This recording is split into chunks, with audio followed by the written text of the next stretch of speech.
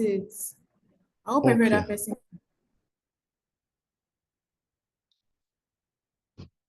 Okay, so basically I've been doing this for many years. Yeah, officially in terms of paid job, it's over 14 years, but actually started out with the Red Cross in 1995 as a Red Cross volunteer.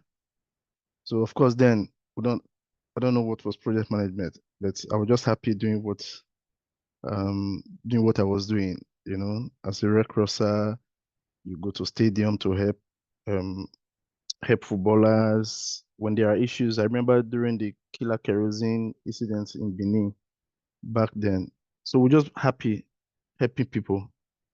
But as that went on, gradually we started understanding um what the charity sector was all about, what was project management or program management, as you may call it, and all that. But officially in 2010, that's when I got my first paid job as a comms officer, communication officer with then we used to be called education as a vaccine against HIV and AIDS, but later changed the name to education as a vaccine in Abuja.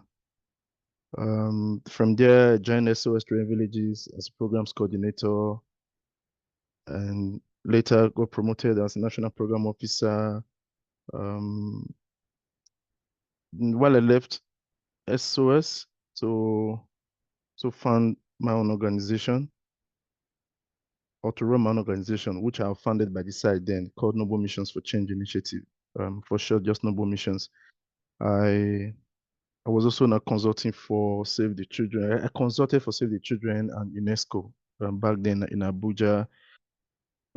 Before I left Nigeria for the UK and joined Early Intervention Foundation, a charity organization also focusing on children empowerment based in London.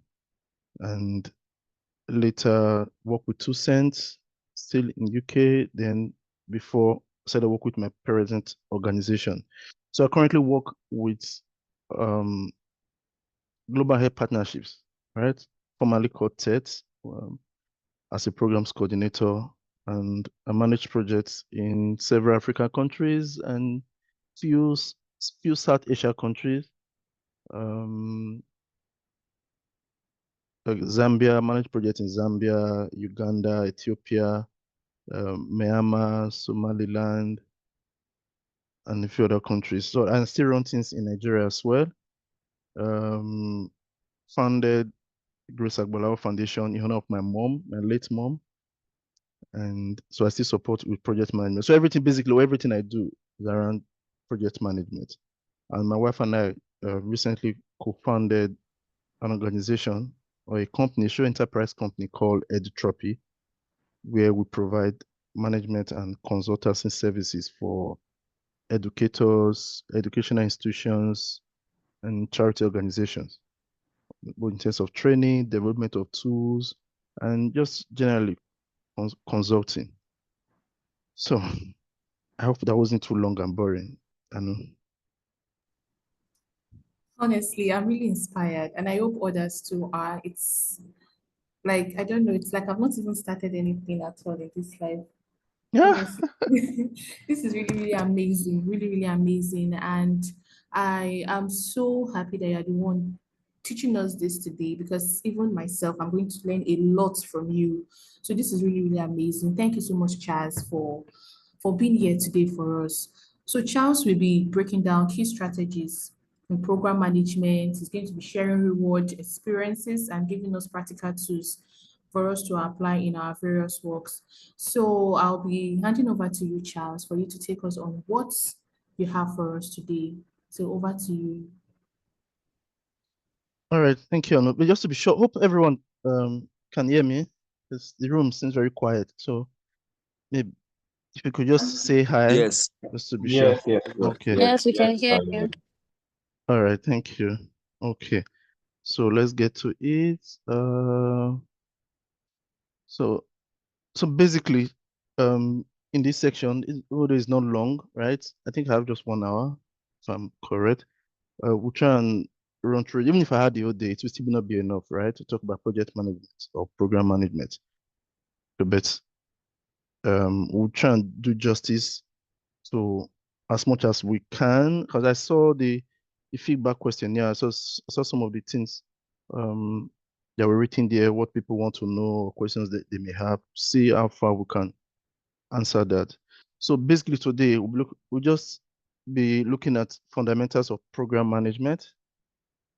Then we'll look at some key methodologies and tools that you could use, right? And we'll see how we can apply some of this knowledge in case studies and simulations. So we'll have presentations, which I'm currently doing now. We'll have group activity, and also we'll have space for questions and answers as much as time allows us. All right, I've talked about myself. So the case study that I'll be working with today, I'll try to make a reference to this. So I try to quickly come up with something. Will be on strengthening primary healthcare access in rural Nigeria. Right. So I'll be making references to this all through my presentation. And as you know, but correct me if I'm wrong, rural communities in Nigeria face limited access to healthcare due to a shortage of trained health workers, misinformation, and inadequate infrastructure. So I just put this together. It's not like I did a baseline study or anything, but similar to other African countries where I manage projects. So the issues are always similar, right? So I came up with this. Okay, so I jotted just few key definitions that I think may be relevant. And I know that these are always very confusing to people who work in the charity sector, right? So the first term here is project, right? If we had time, I would have said, oh, let me hear from you. What do you think is a project? What do you think is a program and all that? But unfortunately, we may not have time to go through that. But here, it says a project is a temporary effort undertaken to create a unique product, service, or result. It has defined objectives, a clear scope, and a fixed timeline. Now, program. A program is a group of related projects and activities managed in a coordinated way to achieve strategic objectives that will not be possible if managed independently. And a portfolio consists of multiple programs and projects, often unrelated, that are managed collectively to align with strategic goals and priorities of an organization. And a PMO, project management office, is a centralized function within an organization that standardizes project management processes, provides support, and ensures alignment with organizational goals. So I added this because this is like my core office. So where I work, we operate like a PMO and based in the UK, but our projects, right? Our projects and programs are based in different countries. So, and it's not every day I will have to travel to these countries, right? So, but we help to centralize or standardize processes across all the countries where we operate. So we'll develop the tools that will be used in Zambia, for example, that will be used in Uganda. So all our tools will be the same because we are in charge of all these projects. But there are people on ground who have to do the day-to-day activity. And so in my current office, for example, our portfolio it consists of several health partnership projects. So we fund projects, we also implement projects, right? So we implement projects on behalf of donors. We also manage funds on behalf of big donors and the UK government. So, for example, one of our grantees in Nigeria is what was that? I can't remember her name. Saraki's wife, her NGO. I think it's a Wellbeing Foundation. So they are one of our grantees, for example. But we provide or will come in as a PMO, but they manage the project. So we'll give them fund, and ensure that they manage the fund appropriately, stuff like that. So as a small organization, I don't know how big your organizations are. Um, so you will have several projects you are managing, right? And within those projects, you have several activities, right? So, but just understand that there are different between a project and a program and a portfolio. So all your projects and programs put together will be your portfolio. So you may have an education related project or program. You may have health related project or program. You may have things that have to do with maybe election or democracy, citizens engagement, all those things. All those form your portfolio. You get. Then within your program, so let's assume you have a program that has to do with, or let me even use the example of what I have here. So this is a program, right? But within this program, we'll have many activities which we may call projects. For example, if we are to train um, community health extension workers, that is a project on its own within the entire program, right? If we are to equip primary healthcare centers, that would be a project within the program. But they all work with the same principles. Whether you call it project or program, at the end of the day, you're going to use the same principle. So this is why we are here. What is program management? I try to put the definition together.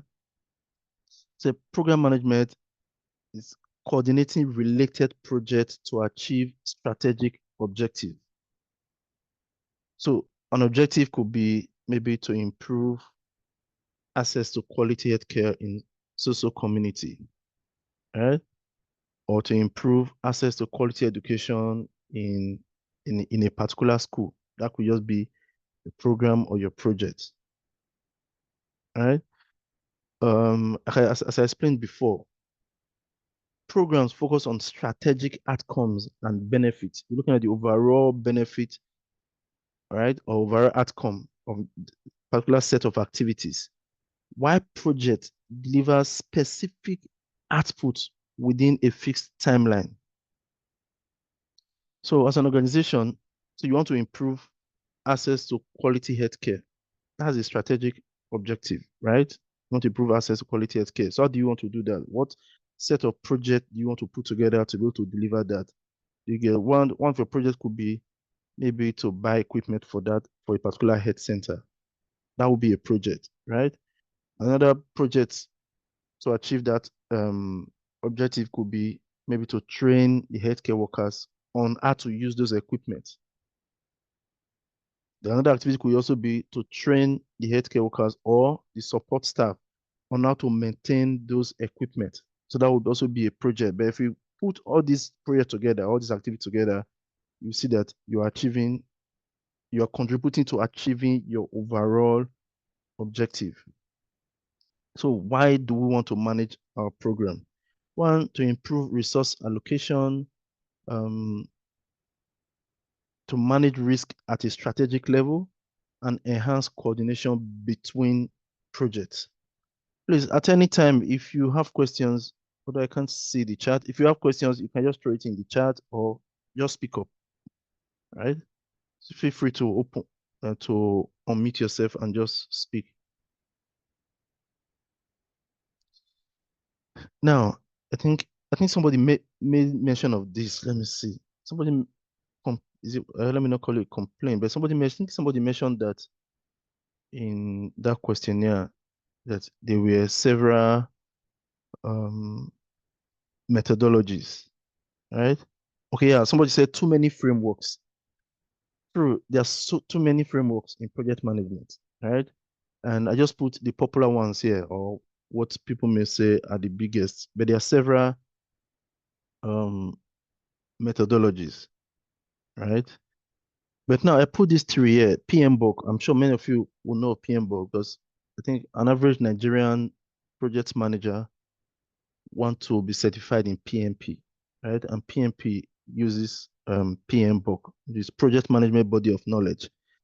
Then if you are based in maybe Europe or UK, So you likely want to know about Prince 2, right? Because it's more popular in Europe. Then Agile cuts across everywhere, right? I'm just going to do a brief explanation. So PMBOK is a structured framework, right, that outlines best practices, processes, and tools for managing projects and programs. So the PMBOK basically tells you, oh, how you should break your project into different stages, right? And I'm sure we know the 5 stages of project management, right? So PMBOK explains that. It explains what you should do in each of these stages, your various knowledge areas, how you should budget, how you should manage your time, how you should manage your scope, how you should manage your stakeholders. So that's what PMBOK is all about. Explain the different knowledge areas in project management and different stages. But for Prince 2, Prince, Prince 2 simply stands for Project in Controlled Environment, right? It's also a structured project management methodology, but it focuses on governance, right? Um, so instead of project management stages, the way PMBOK describes it, for Prince 2, it talks about how you deliver the different products. So he breaks his own stages into how you deliver the different products in your project, right? So, for example, the case study we're looking at, the health sector, improving access to health care. PMBOK will tell you, oh, if you're starting that program, your first stage is initiation. So you do everything within your initiation. From there, you do your planning. You plan the entire project, right? Then after planning, you're going to execute your project. And while you're executing, you should be monitoring and you should be monitoring the project. And after at the end of the project, you evaluate, isn't it? Then when you are done with the project, you close out, which is the last stage, according to PMBOK. But in Prince 2, the stages Prince will be looking at will be phases, like things you'll be doing within the project. So, for example, we said we could do things like buy medical equipment. So, Prince 2 will be focused, will take purchase of medical equipment as a phase, right? It will take training of health workers as a phase. That's what Prince 2 look at. Prince 2 look at. He look at the different elements or the different projects within the entire program. The PMBOK will look at the entire program and just break it into different stages. Then the agile methodology um, simply talks about being adaptive to your project. So no matter the methodology you are using, it's saying that, see, don't run your project as if it's cast on stone. So you manage how you manage your team, how you communicate with your team, and how you make changes along the line is what Agile is interested in. So, for example, um, after planning your entire project, you start implementing, you discover that, oh, people don't like this method of training. Maybe you were training them using virtual means as we are doing now. But in between, discover that people prefer physical training because one, maybe data is expensive or internet connection is not strong and all that. So what you do is you go back to your drawing board and replan. That's what Agile is all about. But we're going to break it down further. Now, for PMBOK, like I said before, it looked at the stages, the processes, and it broke into 5, right? The initiating, which is your initiation stage, the planning, the executing, then your M&E, which we may call monitoring and controlling, then your closing, right? So if we use PMBOK to plan our health access to healthcare project, for example, this will help us define the number of health workers to be trained. Which clinic sites are we going to? So that's why, as a project manager, you're already doing all this, but well, you may not know, oh, I'm using PMBOK, which doesn't really matter what name you are using. As far as you do it well you plan your project well, and you deliver your project to expectation, right? But it's PMBOK that helps you define scope, for example, that helps you define time. How long should this project be? All those are all PMBOK methodology, right? And they are broken down into knowledge areas, which is about 10.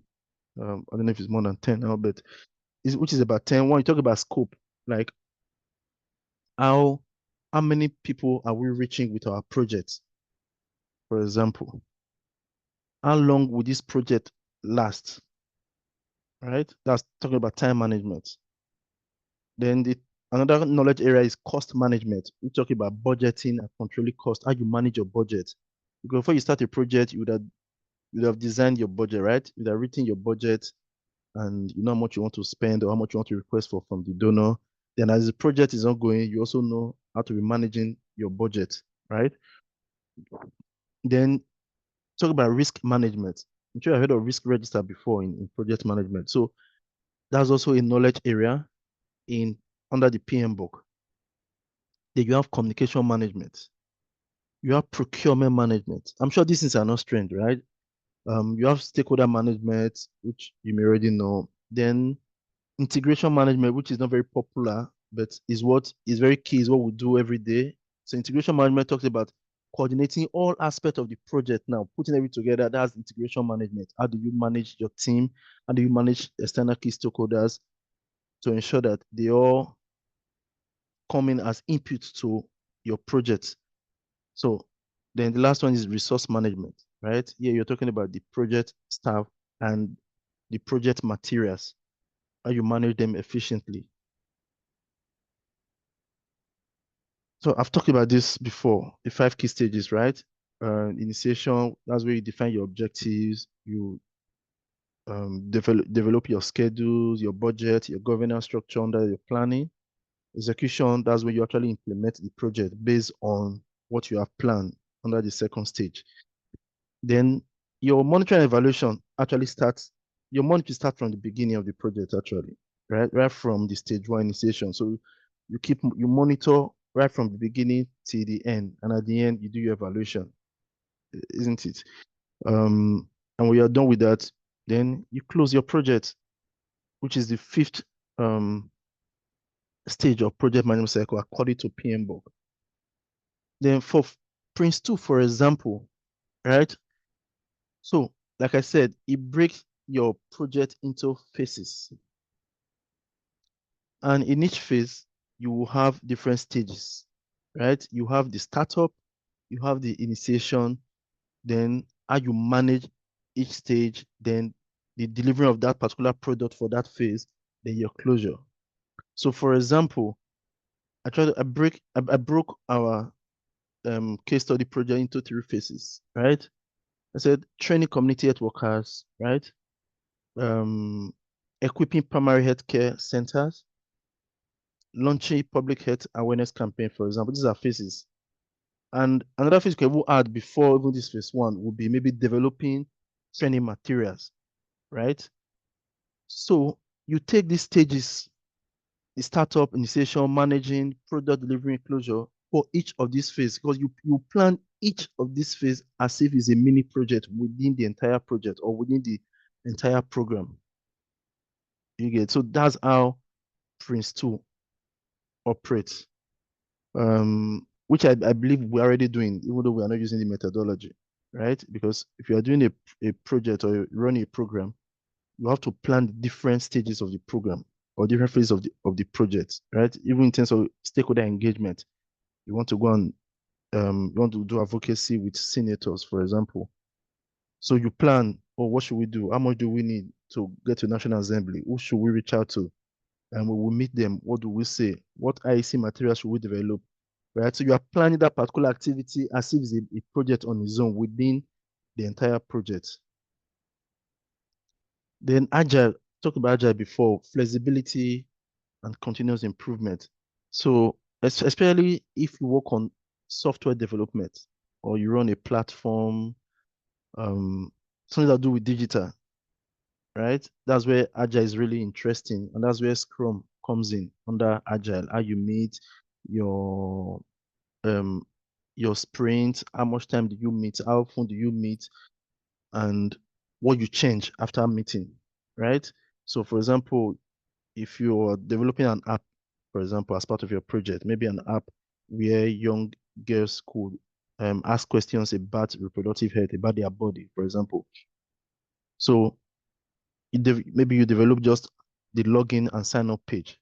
Then you go and meet potential users, some of these guys, and say, oh, we're working on an app. What do you think? Does this sign up page, is it easy for, would this make this, will this process make this app easy for you to use and stuff like that? So they may tell you, oh, the form is too long. Why not make it this way? Or don't ask this question. Then you go back to your team and make changes.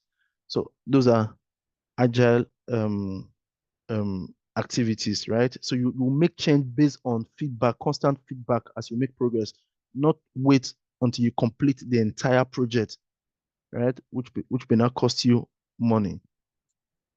So yeah, I said, why use all three, right? So combining PMBOK, Prince2, and Agile gives you robust planning to define goals and risk. It helps you define your goals and risk, right? Um, Efficient execution with clear milestones and adaptability, right? So, for example, if initial outreach shows that some communities are hesitant about medical interventions, right? Now, talking about our um, case study project now. So, if initial outreach shows that some communities are hesitant about medical interventions, we can quickly develop new community engagement strategies instead of waiting for the project's final phase. You get. So PMBOK helps us plan the project effectively. Prince2 ensures structured execution, and Agile keeps the project adaptable and responsive. So I don't know if anybody has any question yet. But if you have, maybe we can just wait, or you can just throw it in. Now, so I try to, sorry, there are too many tests here, but I will break it down. So I try to make this as practical as possible. So for example, you want to start a new program. What should I do? Right? So let's assume I'm a layman, I want to start a new project. What should I do? Now, the first step should be, remember what I'm saying here is not like it's definitive. Somebody else may come tomorrow and tell you something else. So just based on my own experience and what I think would work, right? So if I were to start a new project now, which I'm actually doing, we're starting a new project in Ethiopia on breast and cervical, sorry, on breast and prostate cancer, right? And these are basically the steps we are following, right? First, I will define the program objectives and scope, right? And the questions you may ask here will be, what's the problem you're trying to solve? What are the key goals and expected outcomes? Who are the beneficiaries, right? What is within scope or out of scope?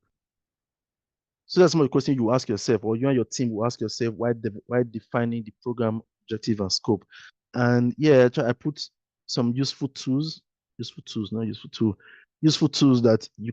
you should use, right? So log frame is very key.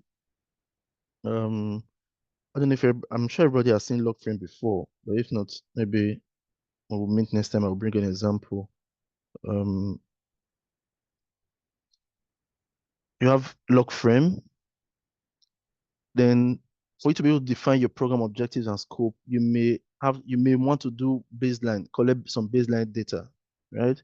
Because if I go to a donor and says, oh, in let's say Agege community in Lagos, they lack um they lack quality healthcare service. So I need data to back that up. So it will just be a vague statement, right? So you may want to collect some baseline data, and but in case you can't go there physically, then you may need the internet or use AI as it is today. Generative AI will help. Um, just collect some data just to be sure that the problem you're trying to solve actually exists. But if it's possible, you go there yourself, check, do physical observation, ask questions from people who are living in the community, just to be sure that this problem really exists so that you don't end up solving trying to solve a problem that doesn't exist. Then the second thing I would do when I'm completely done with one is to identify and engage stakeholders.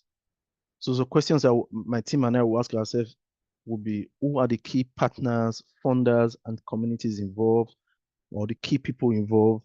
What support and approvals are needed to implement a project like this, for example? Approval from government, or are there NGOs who are already running projects there? Are there local leaders? Local leaders could be traditional leaders, could be religious leaders. Okay. Then how will stakeholders be kept informed throughout the program? So these are some of the questions you should ask yourself, right? As part of your second step. And tools you may use here will be stakeholder mapping. I'm sure we all know that. Stakeholder mapping, basically, so you just you could use a spreadsheet, or you could use a Word document, but there are also templates online, right? Things I've mentioned here is something you could just check online and look for any templates. Even log frame, you can find free templates on the internet. Then other things you could use here will be you could develop and use here will be communication plan. So how do you want to keep your stakeholders informed? Um, then Trello. I will talk more about Trello later. So Trello is a project management tool, right? But it has different purposes. So you could use it for different purposes, whether for stakeholder engagement or for team engagement.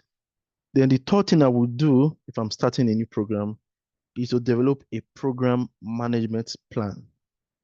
Basically, this plan will just outline your project and activities, define the roles and responsibilities of your team members, then set up a budget, right? Um, and your resource allocation plan, identify potential risk, and create a mitigation plan. So yeah, what we do in my office, what I've done in the past as well, is to create a workbook, an Excel workbook. In Excel, you can have different sheets. So we have what we call project master sheet, right? Where we have all these tools. We created these tools in Excel, but there are also softwares and platforms where you could use to do all this. I think most of them you have to subscribe or pay to be able to use them. But Excel is there for free, and you can use Excel to achieve anything you want to achieve actually, especially if you're a small organization or not well-funded organization. So you can create your work plan using an Excel sheet, create your risk register, use it to create your budget, then maybe you can also use monday.com, for example, right?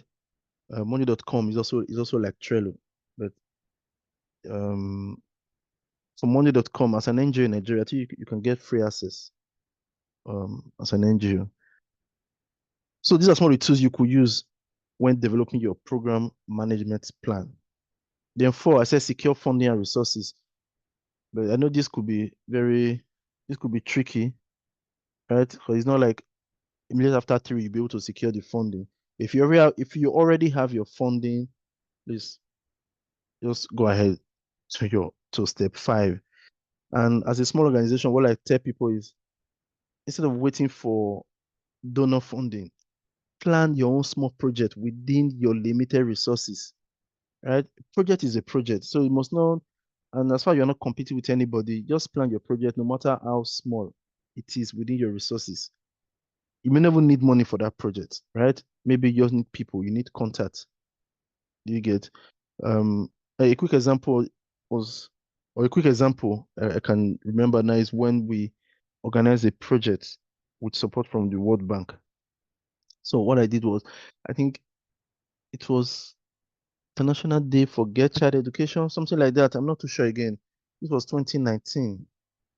So we didn't even have the money, right? But I know that big organizations like UNESCO, World Bank, so they may have, I know they like girls education, they have interest in girls education. What I did was, we did our planning, we have followed these steps. When we go to number four, we mapped who we want to partner with. And we had people like UNESCO in our drawing board, UNESCO, World Bank, what is it called? UNFPA, UNICEF. Yes, UNFPA, UNICEF, a few others. So we wrote, just sent everyone letters requesting for their support, but we didn't ask for money. For World Bank, we asked for venue because I knew they had a good conference room, and I know that if they agree to for us to use that venue, it will give way to others, right? And the people who invite will be interested in coming, including embassies, right? So we wrote to UNESCO, wrote to World Bank, and surprisingly, because then we didn't even know anybody in World Bank, and they replied and said, "Oh, they would like to meet with us and discuss this proposal further." And the proposal was even long; it was about 2 pages, so it's not like we wrote so many things, 2 pages, and we went explained to them, and they agreed. So they gave us their venue. They agreed to speak. The World Bank country director agreed to speak at the event, and with that response, we were able to get support from other organizations. We wrote to UNESCO. UNESCO agreed to provide tea break and lunch, and that was an expensive tea break and lunch for the program. UNESCO also provided IC materials, got speakers from different organizations, even the Ministry of Health, Ministry of Education, Director of Ministry of Education, and all that. So I said all this just to let you know that you don't first do the thinking and planning, then you can start mobilizing resources. And with all this, right, with all this traction, you can now start applying for grants or even bigger grants, right? There is no time. I would have explained how we won that Civicus award through uh, our digital innovation. Digital innovation that we didn't even spend 1 naira on. Telling you, I didn't spend 1 naira on that stuff. But that'll be story for another day. Um, then the first step here said establish a timeline and milestone, right? So let me quickly say this. When planning your program, these steps, it doesn't mean that there are some steps you don't need to finish one before you go to another one. Some could happen simultaneously, right? Then the sixth, implement the program, right? So yeah, you're looking at kick-off activities, ensure teams are aligned, assign tasks and monitor progress through weekly monetary check-ins, track risk and adjust plans as needed, maintain strong stakeholder engagement and communication. Some tools you could use here will still be your work plan, right? The Microsoft 365. If you have access to Microsoft 365, it has so many tools like we will use throughout all this process, right? Or you could use your Google Docs. You could create performance dashboard. You can use monday.com for this, right? And you can also create your own dashboard with Excel. Um, then seven, I said monitor and evaluate program performance. So this will also happen all through the life cycle of the project of your program, right? So develop your key performance indicators, your KPI. So remember, you would have developed this already in your log frame, isn't it? So just to monitor them, know the data you're collecting, collect data along the line, develop your data collection tools. For example, if you are doing a training, know that you should have pre-training assessment questionnaire, right?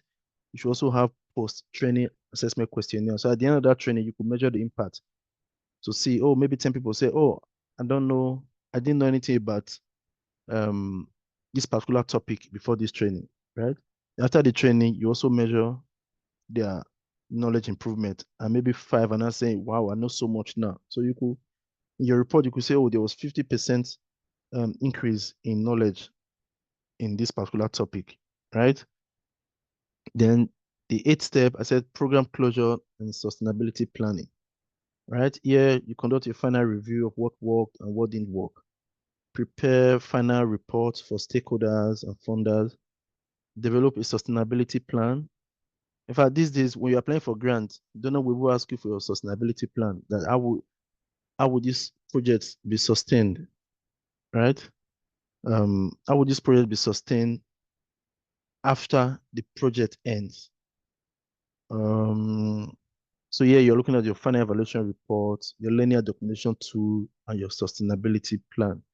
So I'm just going to check if there are any question. Oh, okay. We have one from Oluwakeji. He said, please, what are the agile Prince 2 called? So that's what he Sorry, said. sorry, what hour? He said, please, what are the agile Prince 2 called? Okay. I don't know what he means by this Prince 2 here. Maybe is it Principle 2 called? You wanted to say. Okay, I'm not too sure about that question, but I know I already explained Agile and I also explained Prince 2, but I can still go back to it, right? But the question Okay. here from the question here from Stella, it says it seems that these steps in starting a program is similar to the component of proposal writing. Yeah, it's similar. Yeah, that for proposal writing, you're not implementing, right? You're just telling the donor that this is what I would do. But in the actual implement in the program itself, program management, you have to implement, right? Um, so in the absence of other questions, I think I have an activity here for us. Okay. How do we do this now? So in your previous training, do you usually go to, are there groups? Do you go to breakout rooms? Yes, we do. Okay. So if you can go back to those groups, maybe just in three groups and in 10 minutes. Now, looking at the steps I've shared earlier. So which you look at each of them. So there were eight, isn't it?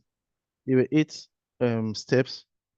I remember we said there are five life cycle stages or processes in project management or program management. So each of these steps, where do you think they fall into? So for example, define the program objectives and scope. Which which stage of a project do you think this falls into? Is it initiation? Is it planning? Is it execution? Is it monitoring and evaluation? Or is it closing? So I'm just going to put this up here. And if we could go into that group briefly, even just for 5 minutes, just discuss, no matter, even if you cannot finish or just discuss. If you can, I don't know if you can set just the time for maybe 5 minutes, let them just engage themselves and think through these steps. Then we'll come back and they share.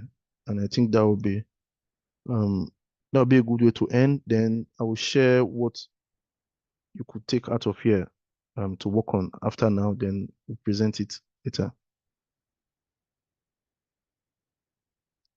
Yeah, the room has been created. So Okay. Question again. So I said these steps. So I'm going to stop sharing. Maybe I can send this. Can I send this as a chat? I know. sure you can. Okay. Okay. So let me send it as a chat.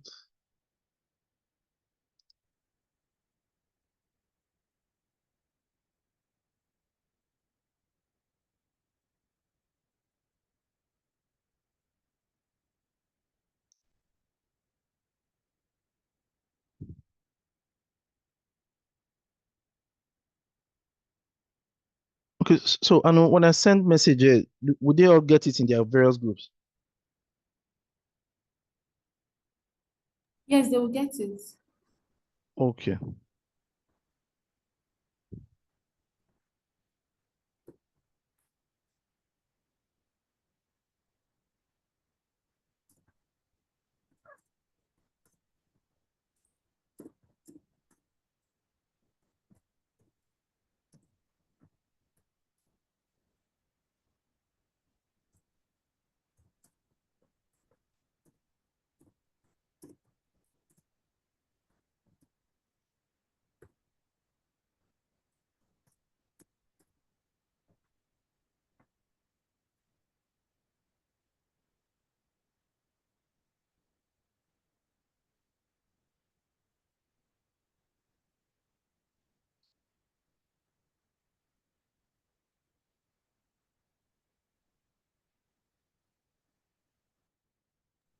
Please, if you are yet to join the group, will kindly join. The groups have been created. We have two different groups, and everyone has been assigned to. So please join so that everyone discuss together.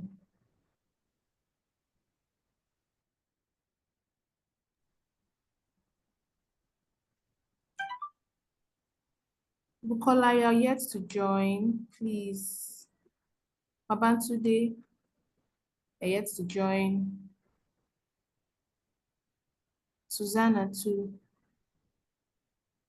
Please let's join our groups.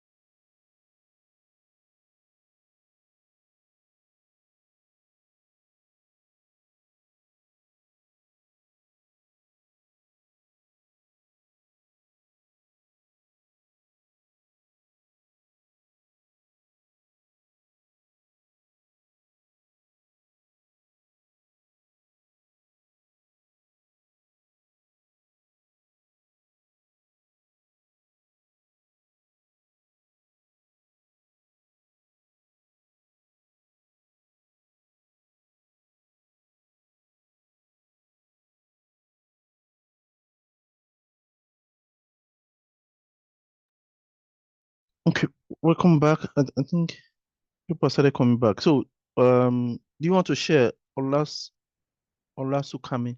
Sorry, or Oladejo? Do you want to share what you guys discussed briefly?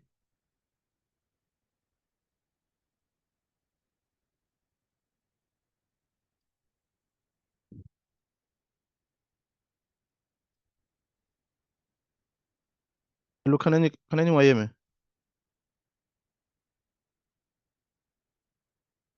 Yeah, I can hear you. Yeah. So, Olasukemi. does anyone want to share from just just tell us the group you were in and you just share one of two steps, one or two steps, not all, basically, because of time.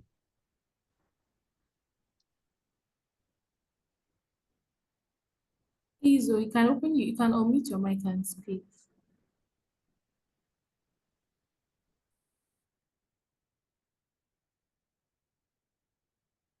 Okay, I think people are still joining. Um, so anyone wants to share, please go ahead. Or if there was specific people that we're choosing in this group to speak, please speak.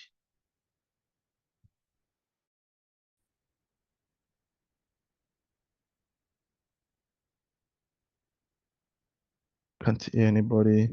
Melissa, Olaide, Edun, Bukola, you want to share?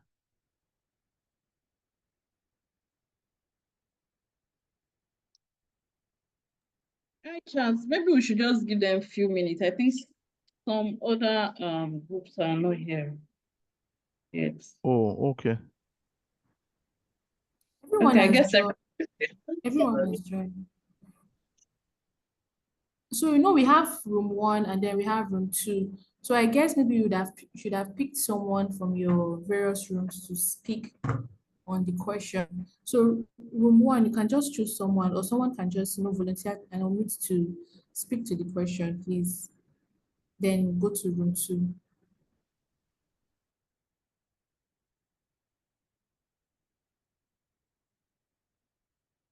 All right, Yeah, Joy, Joy, please. is it You Andy's can. raised? Yes, Joy. Okay, thank you. Good evening, everyone. Good I'm evening. speaking.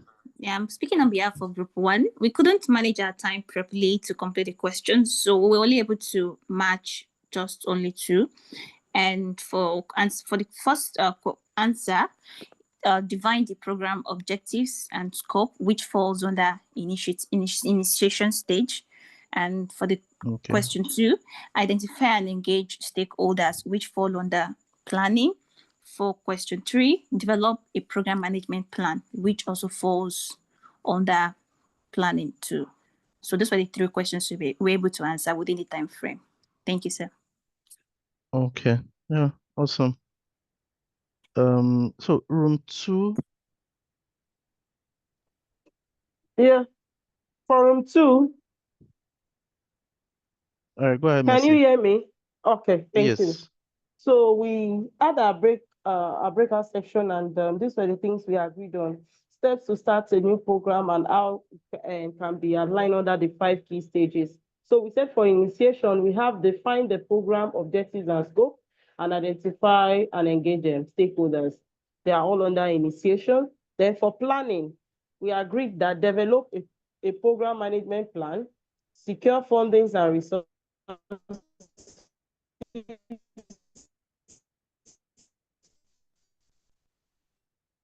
establish a Oh, timeline under execution program, implement the program. Then M&E, we have monitor and evaluate program performance. Then under closure, we have program closure and sustainability planning. Thank you. all right, thank you. Now, so you guys were able to go through everything. Able to All get right. that, sir? Yes, yes, yes. Okay, thank you. Yeah, so I really hope everyone in those groups participated and you could discuss, like, if you choose initiation, so you're able to brainstorm and say, oh, why is it initiation? Why is it planning? So that was the answer. I know we don't really have much time to discuss deeply. So hopefully in the next section, I think we'll be able to do more of, there might be no presentation from me or slides from me. So it's more of talking, what you have done, what you think. So let's consider this as maybe introduction. So, but now let's look at how those things fall in. So you can look at the screen and see if what you choose was correct or were correct. All right. Yeah, so initiation, but still ongoing, right? When you identify, so when you identify stakeholders, that will be in the first stage, right? But engaging stakeholders is an ongoing thing all throughout the life cycle of the project, right? So develop project plan is planning, secure funding and resources part of initiation and planning. Establish timeline and milestones is planning. Implement the program of obviously is execution. The monitor and evaluate is your monitoring and closing phase, but is ongoing. Like I said, it starts from the beginning of the project till the end, right? Then of course your program closure and your sustainability as part of closing. Okay. So this is where we'll stop, but I have a question that I just want to answer. I think it was from Oluwa Keji on Nabajo. So can you give a typical example of M&E plan? So your M&E plan, right, will be different depending on your organization. So, but there are some key things that you should just have in your M&E plan, right? Or you may call it your mail plan. But now some people call it indicator reference sheet, which we call it also. We call it indicator reference sheet. Even the log frame, for example, some people call the log frame result framework. So actually, let me just mention that just in case you see that and you say, oh, nobody told me about result framework. Result framework is something as your log frame or logical framework. Now, your main plan basically, right? There's some key elements that you should have there. Things like your M&A activity, right? Then for each M&A activity, you need to put the indicator that activity leads to. So if, for example, the M&A activity is, what's the name of activity now? Let's say you say interview religious leaders in ABC community or in Agege community. So that interview religious leaders is an M&A activity, right? So you need to put the indicator that activity relates to. Then if you want to make it easy for other stakeholders, you can define that particular indicator. Then you need to put your MOV or your sources, right? Which you may already have in your log frame. So for example, how do we verify that you actually interviewed those religious leaders? For example, those are means of verification. You could not say, oh, the interview report or the interview video itself, if it was video recorded, right? Those could serve as your MOVs or your sources. Then you may also want to put maybe method of data collection, right? Then frequency also. You may want to put your frequency. How often do you want to be doing that interview, for example? Then who is responsible for that particular activity? So who is responsible for that interview? Then how do you want to process the data you collected from that activity? Then you want to put your deadline. When do you want this activity to be done? And what's the budget for that particular activity? So these are some of the things you could put in your M&A plan. Yeah. So now, as a take-home group activity, I think you know your group. I don't know if you have a WhatsApp group where you meet and discuss, but if you have, that would be good. If you don't have, that may be difficult. So except maybe Anu will send, I don't know if she will send this, but this is just what I want you to do. And this is what we'll be focusing on, right? So we can actually practicalize some of the things we have learned on things we already know in our next session. So I just want each group to create a a program based on the overall case study summary I shared earlier, right? And I'm going to send this slide to Anu, so I'm sure she could share it to everyone, right? And the case study was strengthening primary healthcare access in rural Nigeria. So as a group, create a project from this or create a program from this, choose a community that you are familiar with, or you can get data about, for example. So it could be, and you can name it, you can give it any name, right? Now, I just want us to take 5 steps from what we learned earlier. So step 1, work on step 1, define the program objective and scope, right? Clearly state the problem with that community in terms of healthcare access. What are your expected outcomes from that program, and what should be the scope? The scope here we're looking at, so how many people should be reached through that project? How many healthcare workers should be reached? For example, if it's training, you are looking at how many people, how many health workers should be reached. If it's about empowering health centers with equipment, for example, okay, how many health centers do you want to reach? Remember, this is not a real project. It's just want you to see how you could brainstorm and come up with something. Then, based on what you present that day, you can now look at, oh, you should have done this and done that, and just look at feedback. Then also look at step 3, develop a project management plan, right? And in this plan, basically what you are doing is, so you can just create a log frame, right? Create a log frame, create a risk register as well. So you can find templates online.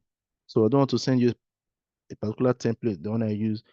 I just want you to come up with something. And if what you present in the next section, if it's not sufficient, we cannot look at it. Oh, you could have added this to the template. You could have done that. So I just want you to see what you can do. Then establish a timeline and milestones.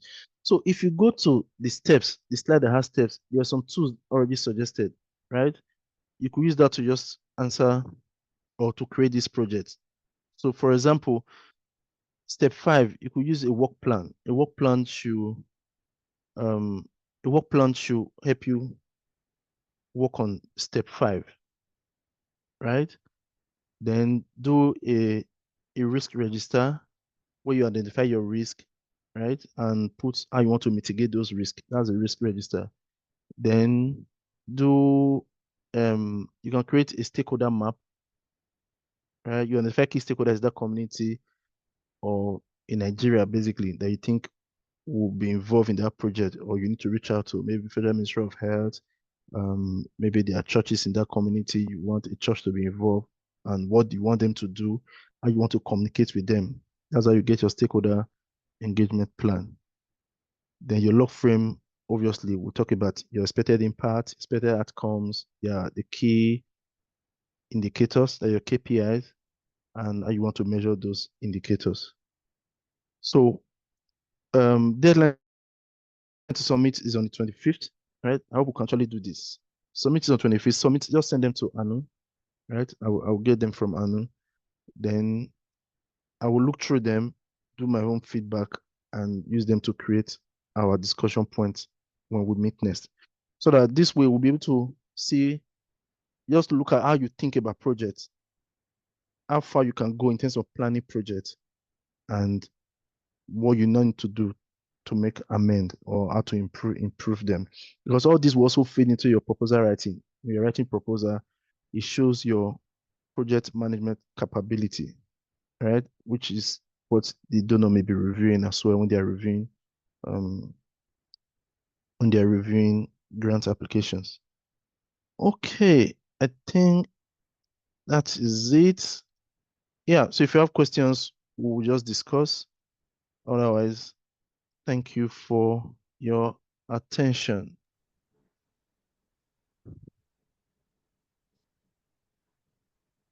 Okay, please, if you have any question, please go ahead. All right.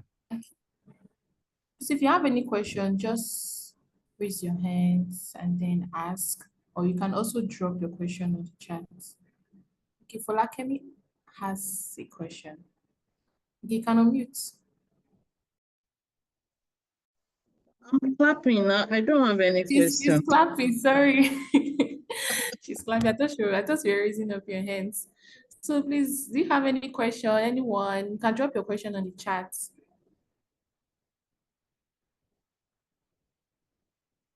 Any question or everything is well explained? You're already clapping, honestly. It was really a well-detailed session, Charles. Thank you so much for this amazing, valuable insights that you have dished out to us. And I'm sure, and I'm like very, very sure that we all have learned, one or two things, and we can always apply these two to our work. So before we wrap up, Charles, please permit me to officially introduce myself to you and to everyone. You'll be calling me Anu, Anu, Anu. Of course, I love Anu's name. I love that name. So my name is Deborah Eseni, and I'm the communications manager for Giving Tuesday Nigeria. So, so Charles, are you there? Yeah,